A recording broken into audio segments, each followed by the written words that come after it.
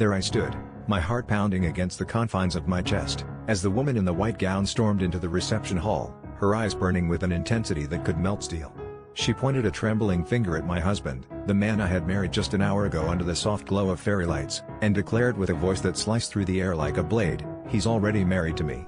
The room fell silent, the once joyful chatter now replaced with a suffocating tension, as all eyes turned towards my husband, who stood frozen, his face a mask of shock and betrayal. In that moment, the world seemed to tilt on its axis, the floor beneath me threatening to give way. I watched as he stammered, trying to placate the woman who claimed to be his real wife, his words a tangled mess of half-truths and desperate apologies. My mind raced back to every moment we had shared, every whispered promise and lingering touch, now tainted by the revelation that I was the other woman, a pawn in a game I didn't even know I was playing. The guests, once celebrating our union, now murmured amongst themselves, their eyes filled with judgment and pity. As the scene unfolded, I felt a strange sense of detachment, like watching a car crash in slow motion, unable to look away. The woman, fueled by a cocktail of rage and heartbreak, revealed a timeline that aligned all too perfectly with the shadows of doubt I had dismissed as wedding jitters.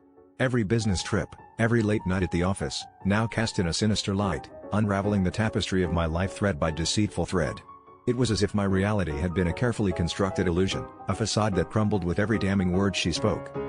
When the dust finally settled, and the guests began to disperse, leaving behind the remnants of a shattered celebration, I found myself alone, grappling with the aftermath of betrayal.